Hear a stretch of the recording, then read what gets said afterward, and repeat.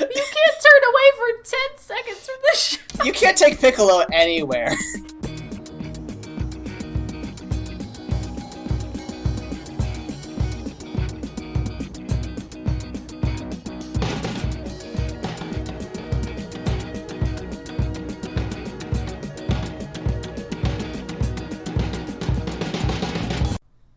Welcome to Mortified, the Friendship Quest, a podcast where two long-distance friends bounce media recommendations, all in hopes the other will like it. I'm Aaron. And I'm Leyla. And this week, we round out our Toonami Sampler with Gundam Seed and Dragon Ball Z. Before we both go Super Saiyan, remember to help us on Mortified the Legitimacy Quest by liking this video, subscribing to our channel, signing up for our newsletter, or following us on Twitter at MortifiedPod. Leyla, we have done it. We have been taking a lightspeed tour of the best, not necessarily the best of Toonami, but the Toonami shows that we remember from our childhood. And we did swap out Bo for Dragon Ball Z, which was sorely needed, I think, given what we're about to talk about. But, yeah, so we are about to talk about our last two shows. And let's start with the one that we don't have much to say about, which is Gundam Seed. Do you want to try to summarize it a little bit, or do you want to do Dragon Ball? I don't know if I could do justice to either of them, to be honest, but I can try if you have something specific to say about Dragon Ball. No, I'll do Gundam, because I did actually watch all 10 episodes. Gundam is everything that I should like. It has, two militaristic space factions that are fighting over, it's a story of, like, colonization and liberation. You've got big mechs that are fighting. There's a young boy named Kira who is a neutral party caught up in the midst of it, but only he and his boyfriend can pilot the super special robots that are, like, invulnerable except when they fight each other. And, like... They also, Kira's got a bunch of teen friends that are also from this neutral colony that get caught up in the Earth Zaft war. And these the couple episodes that we watched, what happens is that Kira and his boyfriend Arthun, like, they're on opposite sides of this conflict, and they get caught up in, like, they basically have to have weird convoluted reasons to fight each other in mechs for several episodes.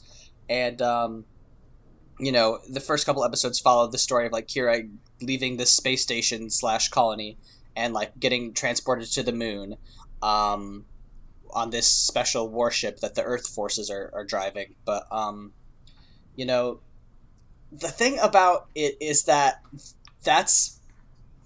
you'd think there'd be more interesting things to say after all the words that I just threw and trying to summarize this show. And yet, like, it just dragged. Like, I literally fell asleep during a fight scene at one point. I just was so bored by it, unfortunately. Yeah, I mean, like you said, it's everything we should like. It's, the colonization plot points. It's these two very powerful women on the ship that I'm very gay for.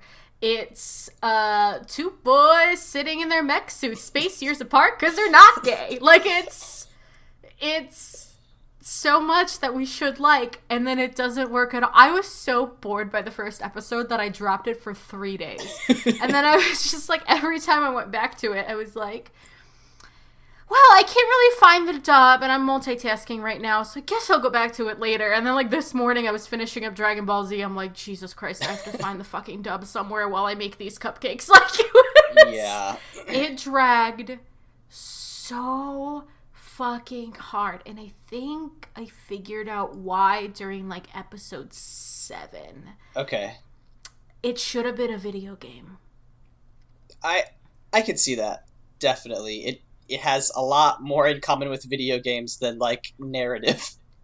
Because what are the things they want us to care about? It's like a lot of the plot points are resource management, and I'm like, but I don't unless there's stakes for you to get the resources and, like, a path for you to get the resources that has something emotional tied to it. It just you saying words about food. I don't particularly care. But if it was a video game, I could get a little UI pop-up that was like, hey, bitch, your people are starving. I'd be like, oh, dope, let me do a side quest. You know what I mean? Like, it just, I was sitting there the whole time. I'm like, I want to influence this, but you telling it to me is boring.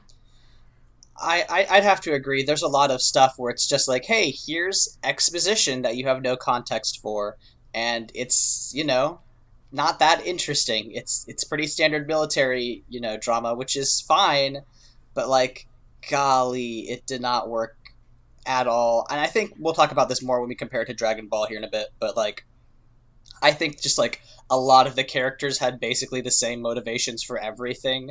So like it was just like, okay, I don't know who all these sad teens are. They're sort of all, on the same page, except for Kira, who has a boyfriend. And later on, they introduced this pop star for some reason, which, like, I liked the pop star. I think it actually added something to the show that's like, oh, this is interesting and new. Oh, she's engaged to Kira's boyfriend? Sure, I guess. But, like, at least it was something new. And, like, it involved an element of, like, the girl that Kira allegedly has a crush on is like a secret racist, and then pretty soon like a not so secret racist, and it's just like, okay, that's something new. Like if they had started maybe there, like I could have gotten a little bit into it more, but again, yeah, just not enough influence. Like you're saying, like probably could have been done better. Yeah, I feel like you're right. I feel like if they had just started with pulling Klein, whatever her first name is, out of the like, I watched 10 episodes, not quite 10, because I couldn't find episode 2 or 3 anywhere, but I watched most of it, and I can't remember most of the characters' names. That's a problem. That's not a problem. Yeah. That's bad. So it's Inuyasha did not have that problem. No, but Inuyasha himself is a sad teen in this show, which... Okay, yeah, can we talk about... When I heard his voice, the physical, metaphysical, spiritual reaction I had, I was like, what?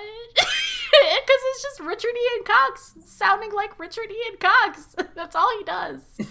So it was wild. Yeah, you want to talk about the voice cast? Because yeah, apparently you did a lot of research, and apparently there's some shit. Oh, man. Yeah, okay, so one of my favorite hobbies is just to, like, delve into IMDb sometimes. So, between Kira and his boyfriend Arthur, which one do you think is Double D from Ed, Edd n Eddy? What the fuck? I guess Kira? Nope. It's no. Arthur. Okay. Yeah. Between Arthur and Kira, which one of them do you think is Risasuke from Agretsuko? And which one of them do you think is Konohamaru in Boruto?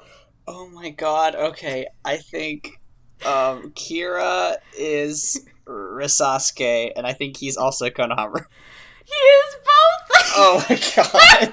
It's really good. So, and then it just gets better, right? Because I mentioned, like, the two really great women that are piloting this good spaceship. One of them is just, like, the go-to voice for Oshawott in Pokemon. Okay. I didn't realize each Pokemon had a discrete voice actor, but I guess. She's just the one.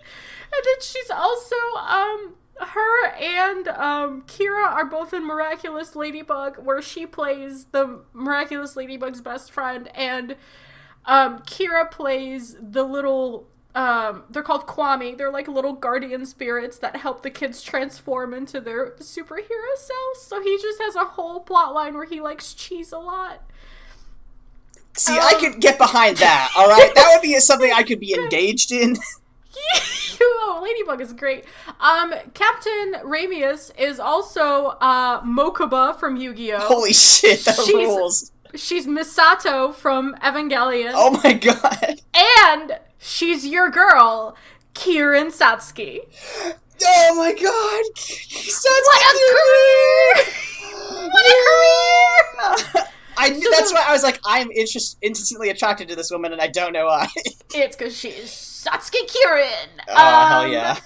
And again, one of the sad teens is Inuyasha, which if you've ever watched Inuyasha and you watch one episode of Gundam Seed, you will hear him. Like, It's bonkers. They're also very funny, just like interesting general overlaps, as a lot of them did some sort of Yu-Gi-Oh! A lot of them did. We all did in the early aughts, let's be fair. Yeah, me and you might have been in that show. So many fucking VAs. They also weirdly overlapped on Toradora, which is like a shoujo anime, and Miraculous Ladybug, and then obviously Naruto, Boruto, because everyone's in those two shows. Yeah. Oh my god, I'm like crying. Honestly, that's what got me through episode 8 was I was just like scrolling IMDb and screaming because these voices, they have the range.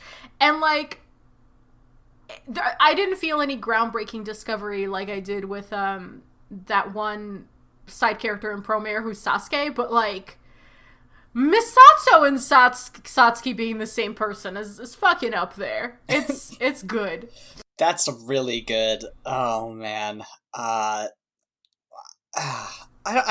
glad that we did do this because like I don't think either of us have watched like a Gundam before, and I think that people who like Gundam would probably not recommend this. I know Austin Walker, who's like a big like Gundam head, generally recommends 08th MS Team, and like so like I don't know if this is maybe just like a bad place to start in the Gundam franchise. Because, like, there's just, like, a lot of concepts that aren't necessarily that high, like, you know, they're not hard to understand. Like, you see a big robot with a sword, you're like, okay, I sort of know what's going on here. But, like, you know, there's a lot of, like, weird politics and, like, lore that, like, I suspect we're missing that maybe if we were deeper Gundam fans we would get. But, yeah, you know, I'm glad we did do this so that at least we have, like, kind of an idea of what Gundam's about. Unfortunately, it doesn't seem like it's probably for us. You know, maybe if you get through the boring first season, it gets better. I know that happens a lot in anime. I sank pretty deep into the wiki, and it felt to me, because like Arthur comes back in a different show. So this feels to me like we just dove into the middle of something we did not understand, and it showed. Yeah, definitely. There's a lot of just, like, weird politics that is like, great, don't care. That being said, Zaf does have an aesthetic. They have some cool-looking shit. There is a masked commander guy who, like, definitely, like, there's in no way in hell he's straight, but, like, yeah, he's cool.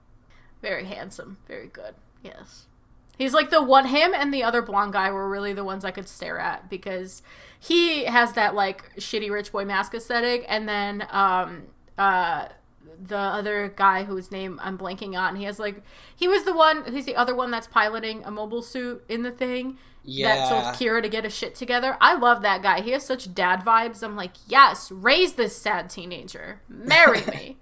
Like it's yeah. Those two were great, and then I didn't really care about pretty much anyone else, really. Yeah, it's unfortunate. We don't have to linger on it, but you know, we tried, and now we know, and I'm glad we at least made the attempt. Let's just move on to Dragon Ball. Yeah, so we watched Dragon Ball Z after some discussion because we were like, which Dragon Ball should we watch? And both of us eventually settled on Z just because like it was the one I think both of us kind of mostly associate with Toonami, despite Dragon Ball being like the OG. So before I get into the summary, I don't know if this was your experience, but I've just seen most of DBZ out of order. Was that? Okay, so this was wild. Great. So, Dragon Ball Z is the sequel to Dragon Ball, which can't... Anime naming convention, guys. Can we just... we need to do better. Can we just like, well, this doesn't have to be Xbox. Really doesn't. So the Dragon Ball Series S. Series Z. I'm pretty sure there's like a Dragon Ball Z Kai or whatever. Anyway, so... oh my god. Dragon Ball Z is the story of Goku, who is this really powerful warrior of this really powerful martial arts school that is not karate. He makes that explicitly clear to us. And he and his friends all saved the world from this green man named Piccolo in Dragon Ball. And now we tune back in to see Goku settle down with his wife, Chi-Chi, and raise his beautiful baby son, Gohan, who I love. And it's all interrupted when his brother crashes down from space and he finds out he's a monkey alien and has a year to save the planet. Did I do good?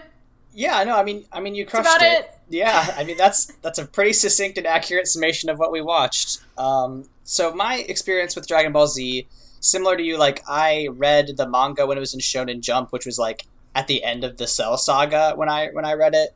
And, like, a lot of my experience of Dragon Ball is, like, the only reason I know this story is because all my friends at the time had GameCubes, and they all had Dragon Ball games, so, like, we just played the fucking storylines, and, like, I was like, okay, so, like, I get all this stuff, and, like, that's why I noticed in your notes, you're like, wait, hold on, this man's not Vegeta? Yeah, I thought he was Vegeta because they all look the same. Yeah, all the Saiyans do absolutely look the same. But yeah, like, like when you're a kid, right? When you get dropped into Dragon Ball Z, and you're like, okay, well, I started this show with a man named Cell who used to be a bug, but now he's like a hot man with a Pope hat, and he's fighting Gohan in the middle of a desert, and I guess the moon. We'll talk about the moon in a bit. Anyway, so, like, it isn't as weird, but, like, when you start at the beginning and you're like, okay, I guess there's a bunch of friends who used to be martial artists, and this martial artist's son just has a monkey tail. That's okay, sure. Oh, and his uncle's from outer space, and he's also a monkey. And, oh, his thighs are enormous. Wow, great.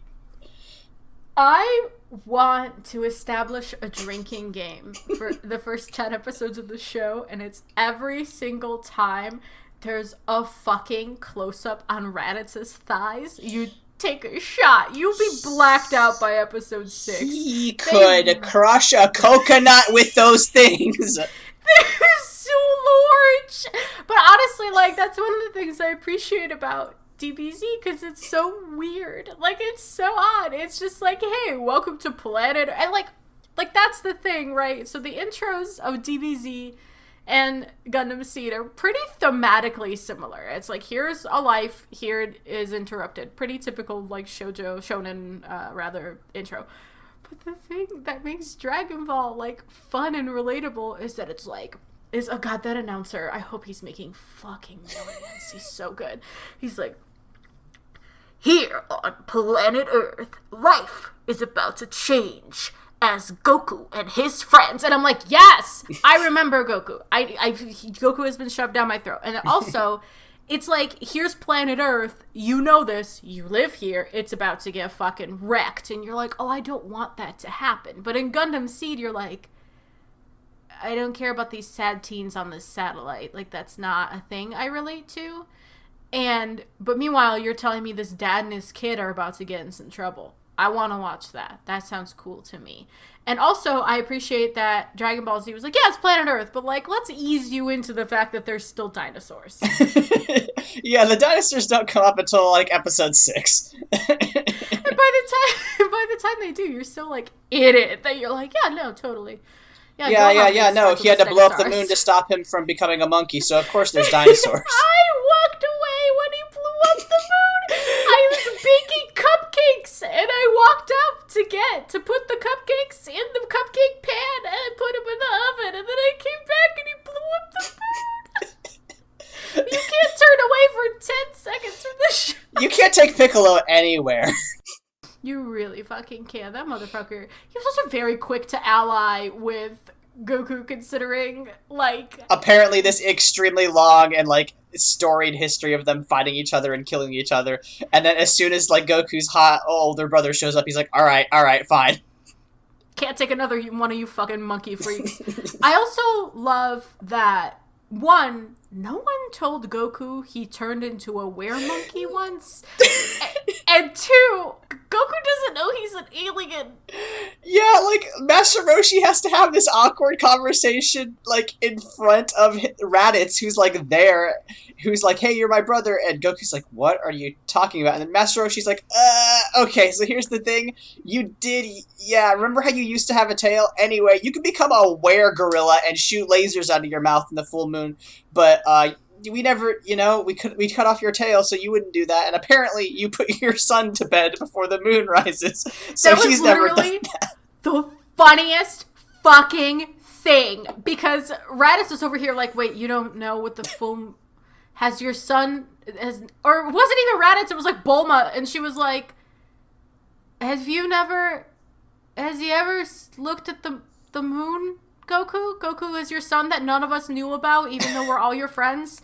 We didn't know that you had a son or that Chi-Chi was pregnant, even though that's a 9-month process, and we probably could have found out. Hey, has he ever looked at the moon, Goku? And Goku's like, oh, no, that's after his bedtime. Like, oh, cool. The only thing keeping him from becoming a were-gorilla is Chi-Chi's strict rules. Yeah, I mean, it's very funny to imagine Dragon Ball Z, 10 years... if Raditz had come 10 years later, the Earth would already be destroyed because Gohan would have gone out once with his friends and ended humanity. Well, that's what Piccolo said. He was like, God, I gotta fucking detail this kid right now before he ruins everything for us. I want to know, is there just no moon in the Dragon Ball Z universe after this? Because, I feel like... No, I think Vegeta makes a second moon. Because when Vegeta comes to fight Goku, he's like, Goku's too strong. Well, there's one thing I can do. I'm gonna make another moon. I love this show. It's so fucking wild. What? That's the thing. Gundam is too realistic. They didn't have enough wild bullshit. It's true. If I wanted to watch a war documentary, I'd boot up Ken Burns or some shit. I know. I'm beside myself. Like you called me out earlier, I did not believe Raditz was not Vegeta. I was just like, that's just Vegeta. That's just Vegeta with long hair. When are you going to cut your hair, Vegeta? And then I had to, look ahead and be like, oh no, this motherfucker actually dies, and I forgot Vegeta was 5'2". Yeah, Vegeta's a short king. Oh god, I love him so much, man. Another show that we should rewatch just in our free time because there's some great shit. I mean, there's also a lot of filler, which Dragon Ball is famous for. The powering up sequences and there is a lot of stuff that you could probably skip through, but there is so much to love. But that's the thing. The thing is that you can get through the boring parts because you just had a wild fight where Piccolo blows a fucking spiral hole through Goku in the 3rd episode of the show, killing him, and then he has to run down a big snake in order to come back to life, and that's interesting. That you got me there, Akira Toriyama. I'm in. Can we talk about Krillin not telling Chi-Chi her husband was dead and her son was with a green man? That's really funny because they're like, oh yeah, I couldn't tell Bulma. Krillin, you'll tell Bulma, right? Or not Bulma, Chi-Chi, you'll be fine. And then he goes and has a whole ass dinner with them, and he's like, I should probably bring up that your husband's temporarily dead, and we did let your son get kidnapped by the evilest man on the planet. Yeah, remember the one we spent the entire last series fighting? That one. I will say, the immediate introduction of power levels made me laugh so incredibly fucking hard. Because, when Piccolo and, Kakarot show up, to fight Raditz, he's just, sitting here with this nerd-ass spyglass lens, and he's like, what are these power levels that are coming towards me? They're both over 300, and in my brain, just Vegeta's voice just shoots from fucking the amygdala forward, and it's like, his power level's over 9,000! And I'm like, God, I want to rewatch the show just to hear him say that. It would bring back so much for me. It's worth it. I mean, that's that shit is the most anime shit. Just oh, we have a whole ass monocle that tells you how strong they are, and we gave that strength numbers because this is anime, and of course we did. And Bulma can crack it open for 10 seconds and be like, I can totally fix this and reprogram it to give us human numbers. Yes with your shoulder pads. Yes with your big brain. Thank you. Also, I'm going to call her Botan at least once. I mean, they have, the same hair color and everything. They're very similar. Gosh. I forgot that Trunks is her and Vegeta's kid. That's wild. Man. Oh my god. I also forgot until literally this moment. The Cell Saga goes so many, many places. That's the first like time I had to like deal with time travel as a kid, and I was like, this does not make sense. I forgot they get into time. I might have to rewatch this show. Dragon Ball Z is good. Wow. Yeah, I forgot Trunks existed. You know who I do remember are the androids. Oh yeah, androids are great. Gotta love the androids. Love the androids. I mean, this show has it all. It's like the fucking... Remember the Stefan SNL skit? It's like... If Stefan could describe DBZ for us, it's like, this show has everything. Time travel, monkey aliens, little boys that get beat up for no fucking reason, even though there are adults around them perfectly capable of fucking helping them. Somebody help Gohan, please. Badass blue-haired engineer women. A man who was so good at fighting, he went to play baseball for money. Like, it's incredible. Yamcha being a professional baseball player really threw me. I was like, wait, why are you here? Yamcha's hot. I hate to say it. The scars did it for me, really. I was like, honestly, shout out to this entire program. The men are very large. And that's good to me. Big, strong, and dumb. Every single one of them. Goku is so stupid. So stupid. It's everything to me. He literally lost his son in the woods and then interrogated a Sabretooth about it. Yeah, Baby! So stupid. Yeah, Yamcha being a professional baseball player was literally everything to me. It was so fucking funny. It made no sense, and I like that he tried to extort his team manager. Yeah, that's really good. And then, like, yeah, you touched on it just now, but, like, the fact that, like, Piccolo's training of Gohan is just like, well, I'll see you in 6 months, bye. And he just leaves him out in the woods and occasionally gives him apples and blows up the moon for him. Yeah, I mean, like, that being said, I did make a note in here that, like, everyone is a really supportive parent to this baby they just met. And, you know, except for the whole leave him in the woods for 6 months thing. Mm-hmm. But, the thing that made me laugh was... The moment I was like, I would lay down on train tracks for Gohan was when he and Goku arrived on that island, and everyone was like, oh, are you going to be a cool fighter like your dad? And he's like, no, I'm going to be an orthopedist. No pause. I was like, yes. And then when Piccolo takes him, he's like, we're going to undergo special training so you can help us protect the Earth. And I thought this exchange was just magical because Gohan goes, I don't want to fight. I want to be an orthopedist. You can't leave me in the woods. I've got homework to do. And Piccolo is just like, you can be an orthopedist later, birth first. And I was like, that's very supportive, Piccolo. Thank you for letting him have his dream. Yeah, Piccolo is the tough love dad that will allow you to almost get eaten by a Tyrannosaurus, but will occasionally let you follow your dream of being an orthopedist. So that is good. But it was an incredible exchange. Like we keep saying, this anime is just so weird. It's so delightful. Like, nothing compares. Nothing is this just strange. Yeah, I mean, I think the weirdness and the strangeness help, like, add in moments of levity and, like, interesting character moments that were lacking in Gundam. Just, like, there was, like, not any jokes in Gundam, and it made it, like, such a pain to get through. You're right. It was really exposition. Yeah, no, you're totally right. It was really exposition heavy and, like, in a really miserable way. Like, there wasn't a moment where Richard Ian Cox ran up to Kira and just dunked on him for a couple of minutes. Like, I missed that. I need some friendly dunking or some, like, space shenanigans. Like, someone should have kidnapped a cart and, like, raced with it for a minute, you know? Mm-hmm. I think the closest we got to it was, what's-her-face, the pop star's little Tamagotchi robot that she has. Yeah, I don't understand the purpose of that thing, except for, like, that Arthur basically makes robots for the people he's in love with, which is why Kira has that bird, I assume. Oh. Yeah. And I mean, that bird's a lot nicer than that little pig thing. Yeah, fucking Arthur was just like, oh, I have to marry this girl. I'll make her a fucking Tamagotchi in various colors, but for his true love, he made an entire fucking robotic bird, which was. I mean, the 10 those I again, like, you wrote it gay.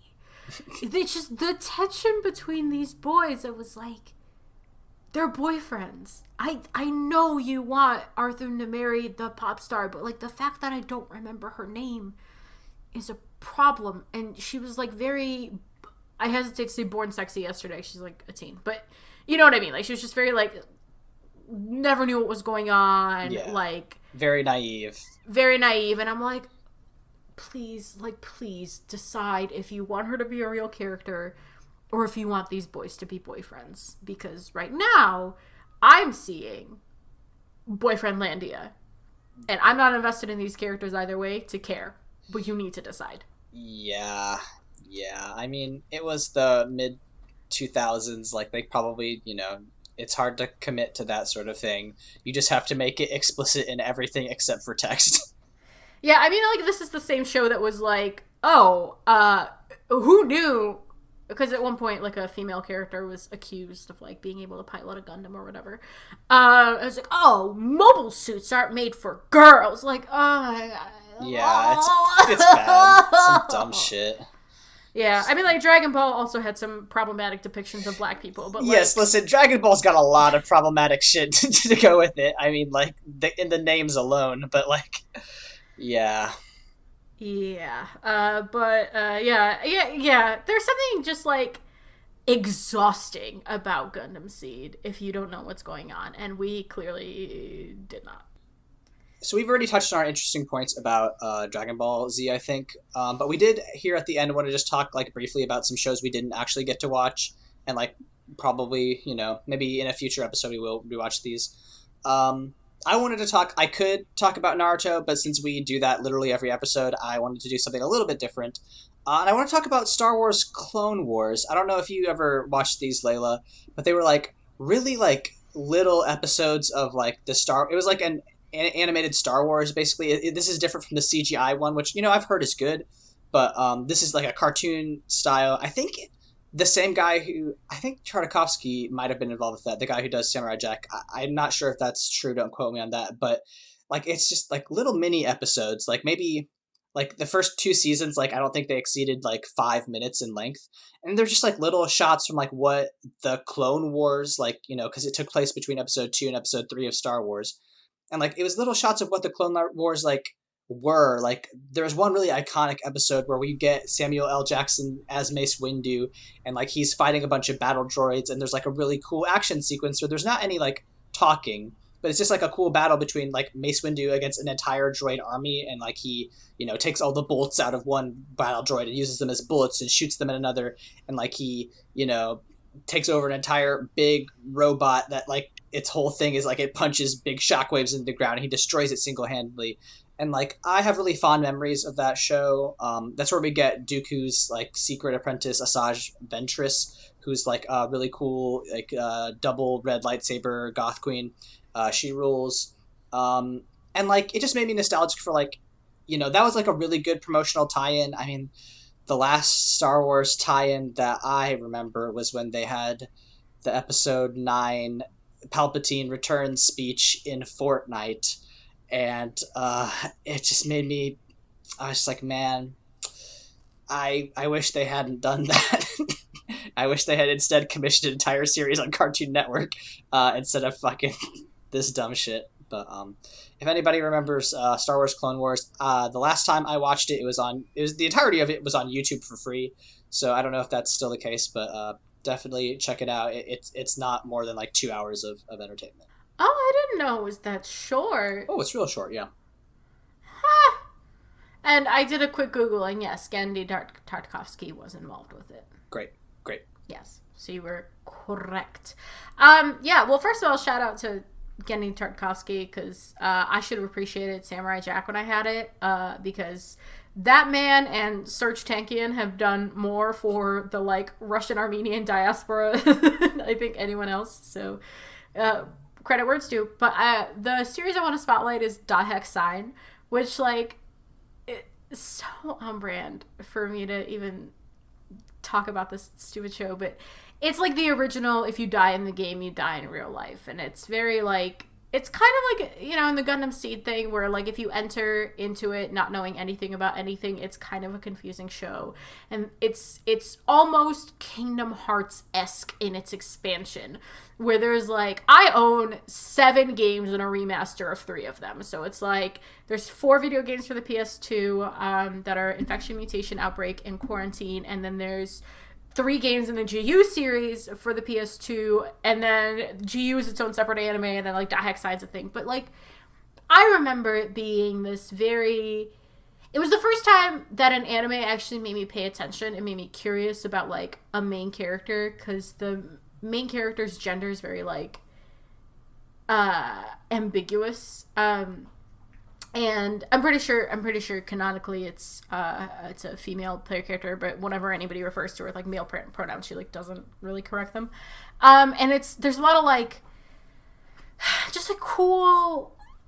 It's so hard. The ensemble cast is really good. Everyone has really good motivations, and like the music's really great. It was just this like powerhouse of a show that was the first time I saw any real production quality, because before then I mostly watched Inuyasha, and pre-final act Inuyasha was not technically that good. So I don't know. It just I have a lot of warm feelings towards it, even though I don't think I ever finished it. And I put a lot of hours into those games, man, and I definitely hope I can replay the remaster soon, because they're just like fun RPGs with a lot of spells that you can learn and characters you can build. It's good. Well, we definitely love a fun RPG that can be compared to Kingdom Hearts, so I'll definitely have to check that out at some point in the future. Yeah. I think that's probably it for the meat of this episode. That's a short boy. Yeah, I mean, we just didn't have much to say about Gundam, unfortunately. Yeah.